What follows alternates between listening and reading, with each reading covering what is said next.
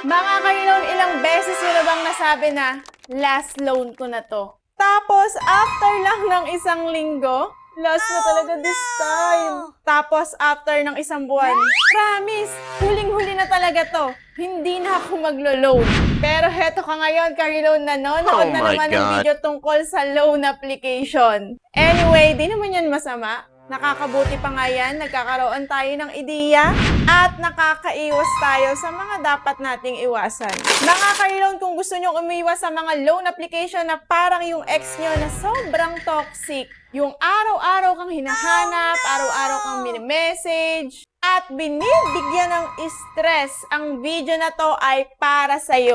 Mga ka-loan, pag-usapan natin ngayon yung 5 legit at kilalang-kilalang loan application ngayong 2026 na may mas mahabang hulugan, regulated companies o BSP supervised, digital banks, at mas kilala sa mas maayos na proseso. Kumpara sa maraming 7 days, loan application na nakakalula ang interest. Kaya mga ka-loan, huwag na natin patagalin yung welcome sa ating vlog. At eto na nga agad-agad yung pang number 5 sa ating listahan na talaga namang gamit na gamit ko at recommended. Pero disclaimer lang mga ka-loan, bago natin tapusin or ipagpatuloy itong video na to, ito po ay hindi sponsored, ito po ay hindi panghihikayat. Ito po ay hindi financial advice, ito po ay educational purposes lamang and para lang magkaroon kayo ng ideya at nasa sa inyo pa rin naman ang 100% na pagpapasya kung gusto nyo bang subukan yung mga loan application na to. Pero siguraduhin nyo na magbabasa kayong mabuti ng terms at utangin lang yung mga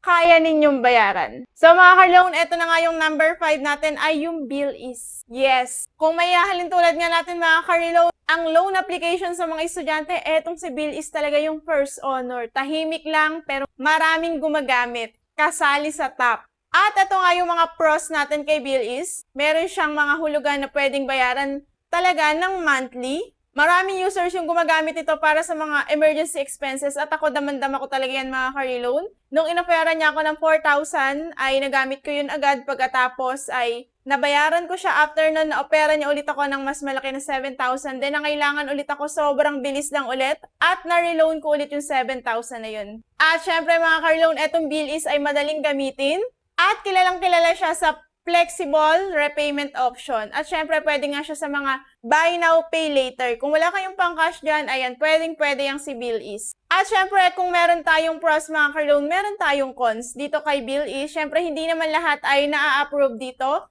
Depende ito sa inyong profile. At hindi nga dito agad-agad malaki yung limit na ino-offer sa atin. Kagaya nga ng ino-offer sa akin noong una ay 4,000 lang. At hindi siya agad naka-open yung e-loan. Nandun lang siya sa e-wallet. At syempre mga ka-loan dito kay BillEase kahit na maganda siya at kilalang kilala, kapag ka na-late ka dito ay meron pa rin itong charges. So mga ka-loan, eto naman tayo sa pang-apat, kay Maya Personal Loan. At ayan, trending na trending yan mga ka-loan. Marami talaga ako nababasa na sulit yung pagkakagamit nila dito kay Maya Personal Loan. Kayo ba? Meron ba kayo nitong Maya?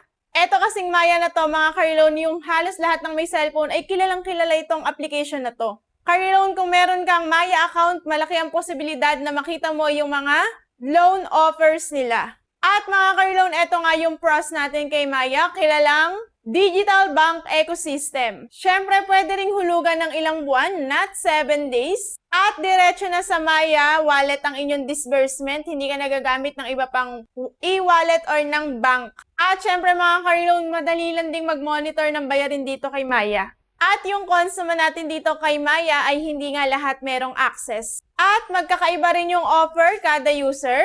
At may mga user din mga ka-loan na nagsasabi, iba ang actual na offer kumpara sa unang estimate. Kaya mga ka-loan, laging basahin yung final estimate bago ka dito mag-proceed. And ito lang din talaga mga ka-loan, meron akong mga nababasa online na apura din ang text at tawag nitong si Maya. Dito lang naman yung mga nakaraan. At yung pangatlo nga sa listahan natin mga ka-loan ay yung G-Loan. Mga ka-loan, ito na siguro yung isa sa pinakasikat na loan product dito sa buong Pilipinas. Kasi sigurado ka-loan yung kapitbahay mo na hindi alam yung password ng wifi nila, alam na alam niya yung G-Loan. Ikaw ba ka-loan, alam mo ang G-Loan? At eto na nga yung mga pros natin dito kay GLoan. Mabilis yung process. Nasa loob lang din mismo ng GCash application. Mas mahaba ang repayment terms kumpara sa iba't ibang klase ng OLA. At syempre, mas mataas ang trust o yung tiwala ng mas maraming users kumpara sa ibang loan application. Ito naman yung mga cons natin dito kay GCash talaga na hindi rin maiiwasan kasi nakadepende sa G-score niya yung i-offer niya sa'yo. Minsan nga pa iba-iba pa yung amount ng ino-offer niya. At hindi rin agad lahat nabibigyan ng malaking limit. Ganyan naman usually talaga sa mga legit na loan application. Hindi sila agad-agad nagbibigay ng malakihang limit. At merong processing fee na depende rin sa offer. At mga ka-reloan, kadalasan dito yung offer, minsan may offer sa'yo, tapos minsan kapag binisita mo, nawawala na pala. So kaya hindi rin ito maaasahan sa oras ng matinding pangangailangan ganun kasi minsan talaga nawawala siya at na-experience ko na yan.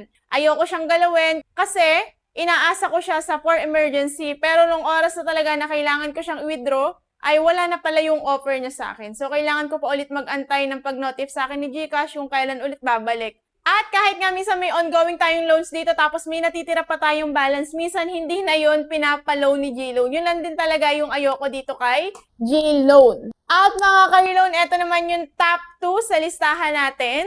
Yung CIMB Revi Credit. Nako mga ka-reloan, kapag nasubukan nyo to, sigurado aalagaan nyo talaga to. Kasi eto namang application na ito, bagay na bagay ito sa mga gusto ng medyo banking experience. Ito yung hindi tipong umutang ka ngayon tapos kinabukasan may pressure na agad. So sure na sure ka talaga na ito ay hindi mang-i-stress kinabukasan after mong mangutang. Kasi malinaw ang terms, malinaw ang interest, malinaw kung kailan ang due date. At ito naman yung mga pros natin dito mga ka-reloan. Una na nga ay BSP license siya na digital bank. Pangalawa, mas mahabang repayment option. Usually, meron itong up to 12 months na pagbabayad. At kilalang kilala sa transparency ng loan terms. At mga ka-reloan, maraming umaabot sa mas malaking loan amount para sa mga qualified na borrowers. Tingnan nyo yung inyong mga email dyan kasi baka may email kayo from Revi at qualified kayo for 30,000. At kapag in-email kayo ng ganun, sure na sure yun kung magkano yung amount na sinabi doon,